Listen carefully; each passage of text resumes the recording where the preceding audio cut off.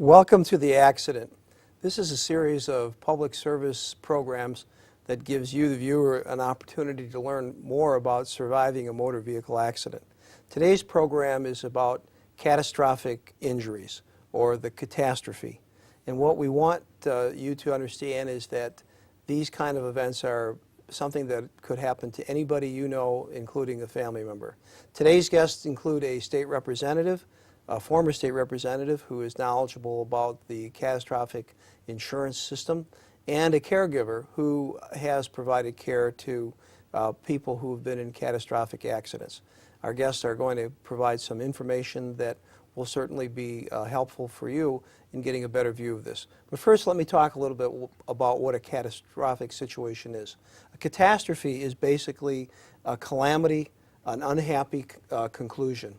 And when we talk about catastrophic injuries, what we're thinking about is an accident, a crash, an emergency, a fatality, and usually we're talking about misery and hardship, a misfortune really for anybody who's in it. When we talk about a catastrophic injury, we're talking about an injury that probably in all likelihood is going to require a significant medical and financial investment. And with good medical attention, most people are going to recover from these. In fact, about 70% go back to life that is in many ways productive. But in order for this to happen, you have to have a system in place. Currently, there is a change underway, or an attempt to change Michigan's no-fault law. It is likely, based on conclusions that have been made by economists and people who are looking at this, that up to 800 seriously injured Michigan motor vehicle accident victims will probably not receive the necessary medical care each year that they require, and that the medical cost for providing lifetime care will be shifted to the taxpayer via Medicare or Medicaid system.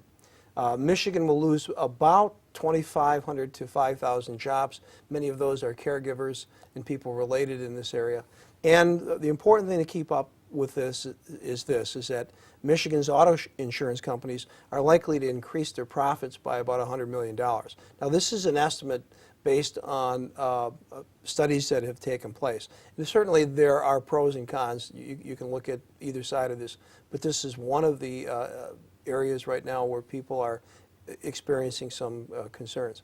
So with that, I'd like to start out by introducing Representative, well, former representative, I guess you've never really stopped being a representative once you've been elected, James Howell, who has experience in this matter and can provide some background. So James, how would you like to start this off? Well, let's talk about where the No-Fault Act came from. First of all, it came in 1973, so we've had experience with it over the last 38 years. It's had somewhat of a tumultuous history from the standpoint of in 1992, the legislature put on a ballot a request to change it, similar to what we're seeing today. The people rejected that rather overwhelmingly, about over 60%. They then passed the same law that the people rejected the next year, and a referendum came up, and the people rejected the law again. So we've had those two things, and according to the recent polls, people are pretty satisfied with what we have now. So that kind of gives you a little bit of a background on it. What's being said is that on the catastrophic side, that's people that have injuries that would be over $500,000 in medical costs. In that area, they're saying the system is unsustainable. But the fact of the matter is we've heard that for a long time, since the early 90s at the very least, and prior to that a little bit. We are also hearing recent radio ads put on by the insurance companies that the catastrophic cost to the policy holders have gone up 2,500% in the last 12 years. Well, that sounds like a pretty shocking figure, but realize they selected the year. And the year they selected was the year that the catastrophic fund was so overfunded that they gave every citizen in Michigan that drove a car a $150 rebate. That's where they're coming up with those numbers. But if you look at the facts of it, and if you look over the last 20 years, it's been a very slight increase, and especially if you consider how much medical costs have increased. The medical costs have increased sometimes 10, 11, 15% a year, and yet the cost to keep our catastrophic insurance has risen maybe about 25% over the last 20 years. So really, when you think about it, the catastrophic policy has performed very well. It's provided It care. has. It has. And the cost to the, I guess, the insurance carriers is probably sustainable based on what you're saying.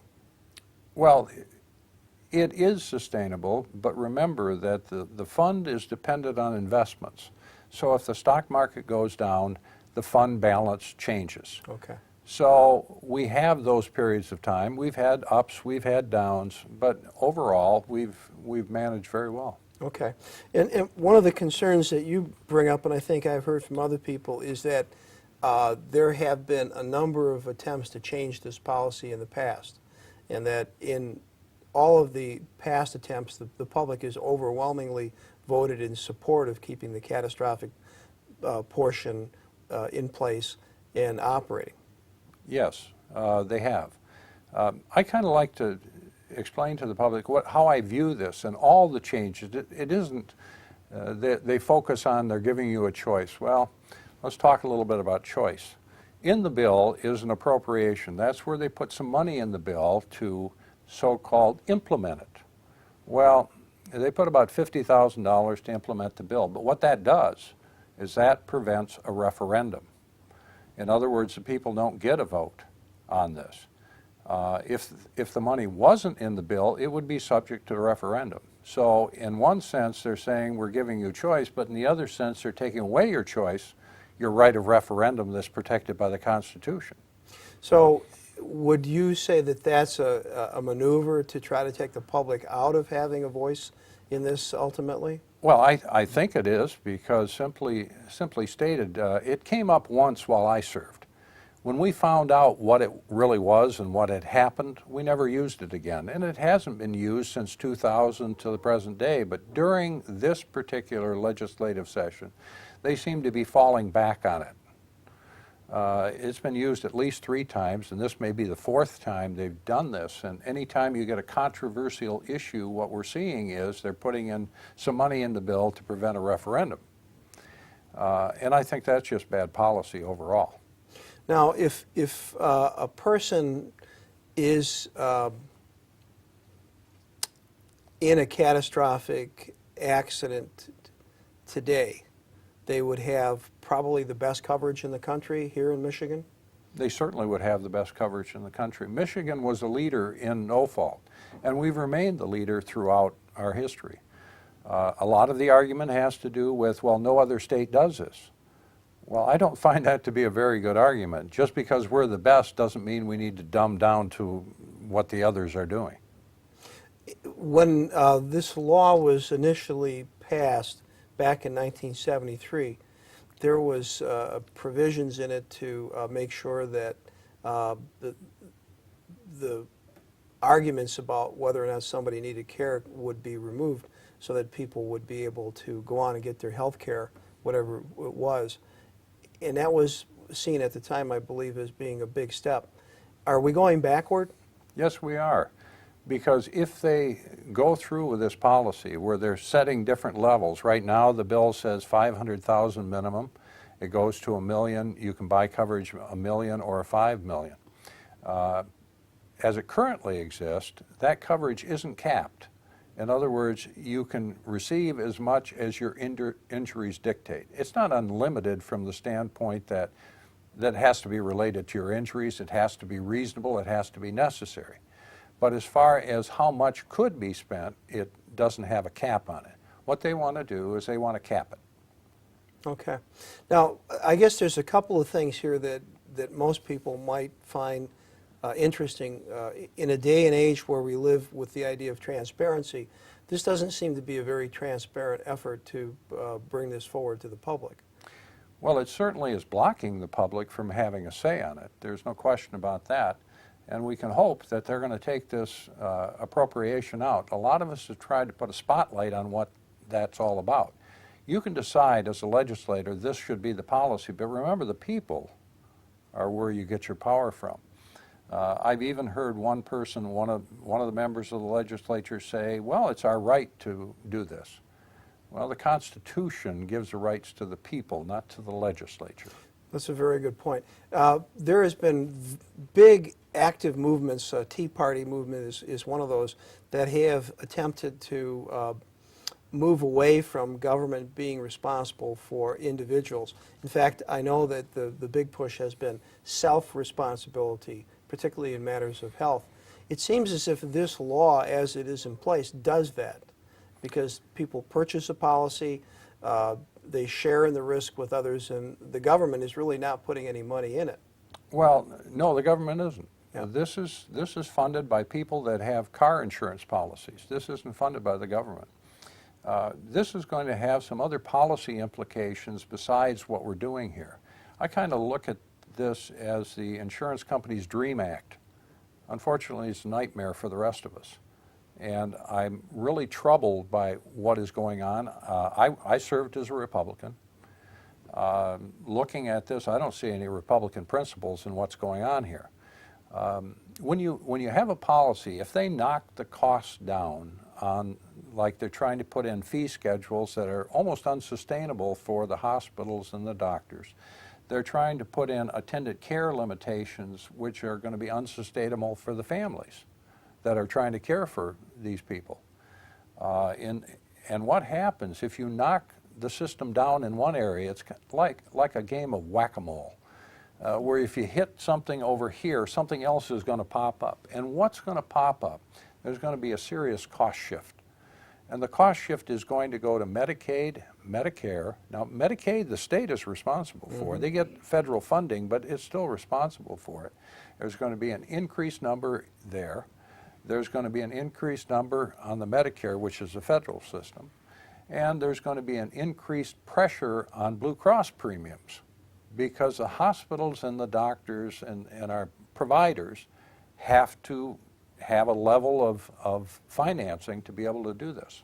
So the cost shifting is going to go from individual insurance policies to Medicaid, Medicare, and then health insurance that employers and others are Yes. currently providing. And so it'll drive up the cost of health care. And because of the changes you're talking about in the fee schedule, many hospitals will probably lose money treating these people.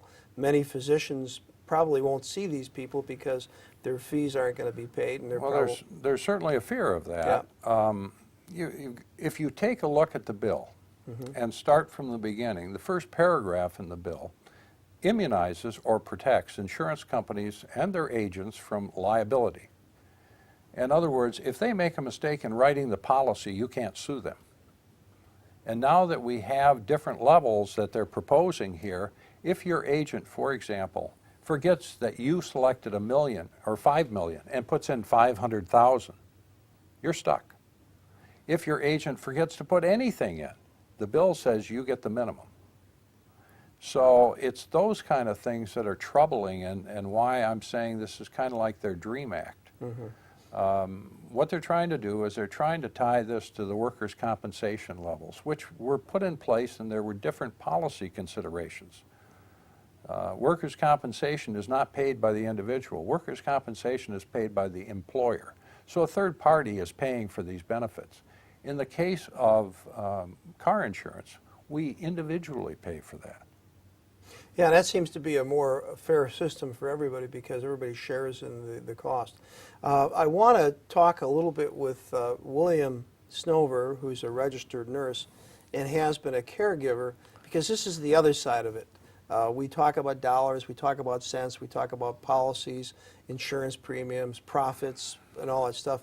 But somewhere in a bed is a person who's been injured, and that's somebody that you would take care of, right, William? No, that's correct. So tell us a little bit about what you see from the standpoint of a caregiver. Well, when you have a catastrophic injury, it affects the entire person, and how you view this, it's a complicated result. Life always seems to be more complicated than originally we think. You know, originally they thought a cell was a little blob. Now a little blob in a sack. Now they found out a single cell is more complicated than an entire automotive manufacturing complex. So, but to have a discourse or an understanding, you have to come up with a model. And to be on this show, I tried to come up with a model. And I don't know if you can get this in your screen at all, but my model, and this A model, not the final thing, but there's 4 areas that affect a family when there's a severe injury and the individual is injured. And I mean, those areas, I should say, are not just affected, but they're the areas that are the support base. And you have the faith of the individual and the family, and then the family itself.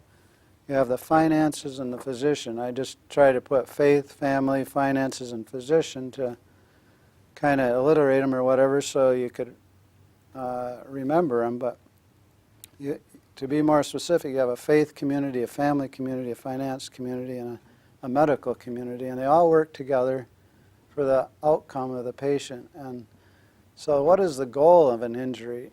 You can't go back in time and uninjure the person, so you're left with the the challenge to maximize the healing and enjoyment and self-dignity and accomplishment and goals of that person from what's left of their life. So all these things work together, and it's kind of like a chain. If you get rid of one link, it affects everything. And to speak of finances, I had the privilege of working with a gentleman for about 9 years who was catastrophically injured. He was a quadriplegic and on a ventilator. And because he had what they call the Cadillac of health insurance, private health insurance, he was able to stay at home, be with his family for 23 years. He was able to go to church. He was able to have bridge club. He was able to have interests in life. And I would say for 23 years, though he couldn't move, he had a rewarding life. And that rewarding life depended partially upon the financial situation. And if you remove the finances, he would have probably been, or his financial resources, he would have been allocated to a nursing home where it's more cost effective. But I certainly doubt that his quality of life would have been very high. And I also doubt that he would have survived 23 years. I think he outdid Superman or Christopher Reeves by 3 times. And part of it was all those things were in place: the faith, the community, the family community, the finances, and the medical community. And we talk about case manager, and the nursing staff provided the case management here. But one of the essential elements of having proper finances is that it alleviates the pressure on the family. They got enough grief and enough hardship to see their loved ones suffering and their life altered in such a drastic way. They need, oh, go ahead. And that's important. And I think that we sometimes break this down into dollars and cents and insurance companies' profits and things. But really we're talking about a person who's somebody's mother, brother, sister, whatever, a child. And if this was to happen to you or me or anybody who's watching this, you'd want that person to get the best care. And if we all put our money into this pool, this catastrophic pool, that means that if it does happen to one of us, that person's going to be taken care of. It's a very simple process. Right. You saw it work with this person for 23 years. And I think what you're pointing out is very important. Had the person not had this policy, their life, quality of life, the family, everything would have disintegrated. Yeah, it wouldn't be just the quality of his life, but his entire family and extended family would be affected because they would feel bad. Dad's not getting the care he needs. And we have the pressure of worrying about finances. Because their financial worries were taken care of, they were able to remain cheerful and optimistic and focus. They had emotional resources to share with their father because they could concentrate on him, not money. And if I could make a comment as a citizen too, not as a nurse, I think one of the problems we have is a lack of public discourse, and I really appreciate this program. We're finally beginning to talk about this issue. And I think it's something we don't naturally want to talk about because we fear such a thing. It's not going to happen to me, it'll happen to someone else. And the second thing is there's a human nature. We don't want to pay for something that we can't see. But as a citizen, I feel every time I go out on the highway, I'm assuming risk. And the more I'm on the highway, the more risk I assume. And part of the risk is just being there, and part of it is associated with how good a driver I am. So I think the vast majority of people in America are caring, loving people who want the best for every injured person. And part of that care involves financing, and part of it involves assuming our fair share of the risk. And I personally really like an expensive insurance policy that means I'm paying for my fair share of risk so that if I get injured, then I am more or less entitled to this because I was a responsible individual. I paid. I'm hoping it won't happen, but I have the opportunity. And the other thing is if we get rid of the public option, my research so far is that if we get rid of the Michigan no-fault policy or whatever, how we finance it, the public or private option that I can go out and get is very, very limited. I mean, I can maybe get an Aflac policy that will cover some medical expenses and my income. And with Allstate, I checked with my agent, and they have it limited. But there's no policy that you can get as a private individual that I know of unless you are an employee of a big corporation like Dow or someone, to where you can get a group policy that will cover catastrophic events. Well, you mentioned something here, and the thing is the potential for cost shifting is there, and it would mean that maybe the state of Michigan would not be a friendly place for employers. A shift like this could actually cause some employers to think about locating in a different state. Well, you know, I pointed out to them that a cost shift like this has unintended consequences, that we really don't know what, number one, we really don't know whether it's necessary to fix the system. They don't have the data to do it. That I said after 38 years, the burden should be on those that want to change the system, not on the system. But the problem I think we're having, you know, we're in an era of term limits. Michigan has term limits. And the no-fault issue keeps coming up over and over again. And it keeps coming up with those that have no history with the issue. The newly elected are approached once again. And that's where we're having the problem. So there's a lack of institutional memory here. There is no institutional memory. Okay. Since I was there, it's totally changed. I left in January of 2005. And since that point to now, the legislature, especially the House, has changed a couple of times over. And right now we have 62 new members who have 9 months experience out of 110. Yeah, that makes it difficult to look at the long-term effects. One of the things I wanted to point out, and this is probably a good time to do so, is the views expressed by people on the show are not the views of MCTV or of the people who work with it. But as you had pointed out, this is a forum for discussion and brings out, I hope, people's thoughts about how important this is to each individual. If we could look at summing up in as few words as possible what you think viewers should take away from this program, what should it be? And we'll start with you, William. Well, I would say think about a catastrophic injury. Take the courage to think about it. If it was you, if it was your loved one, If it was your loved one, what is the primary force in your life? If it isn't, ideally as citizens, it should be love. Love your neighbor as yourself. Is our legislative process going towards the goal of loving our neighbor as ourselves? And what about if it's yourself? We talk about being courageous in a moment, just let me suffer, I don't need the care, but my experience is when you're wounded, life is such a precious gift, it's so priceless. You want to do anything and everything and anything you can to preserve your life, to be healed, to have another chance, another day.